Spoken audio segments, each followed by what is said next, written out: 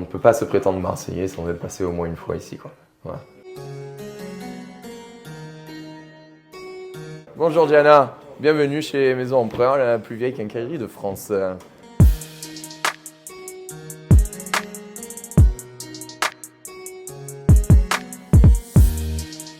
Moi je suis Martin Guess Empereur, donc je représente en effet la 8e génération.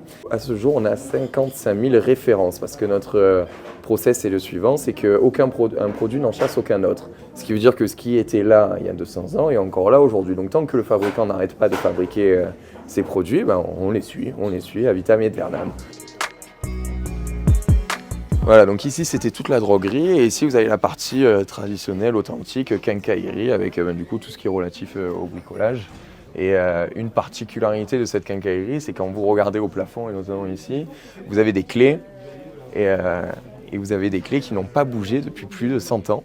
Donc ces clés sont accrochées là depuis des années et des années et des années. Et quand je vous dis que c'est assez sympa d'avoir ce côté, on ressent ce côté familial, c'est que par exemple le landau qui est là, c'était le landau de mon arrière-grand-mère. Donc c'est rigolo de savoir qu'il y a 3 générations là. Et la même chose pour le lit qui est au fond, c'est aussi le lit de ma grand-mère. Donc, regardez les bonnets de bain à l'ancienne. Donc ça c'est le genre de choses que vous ne trouvez nulle part ailleurs. Et c'est ça qui fait vraiment notre réputation. Ici vous avez la chemise Picasso. Dans chaque club de pétanque de Marseille, vous avez un petit casier comme celui-ci, vous mettez votre petit cadenas et votre nom dessus, et au moins vous laissez votre triplette, dedans. Et cette partie-là, elle est un peu particulière parce que c'est une partie du magasin qui n'a pas le droit d'être touchée et qui est inchangée depuis plus de 50 ans.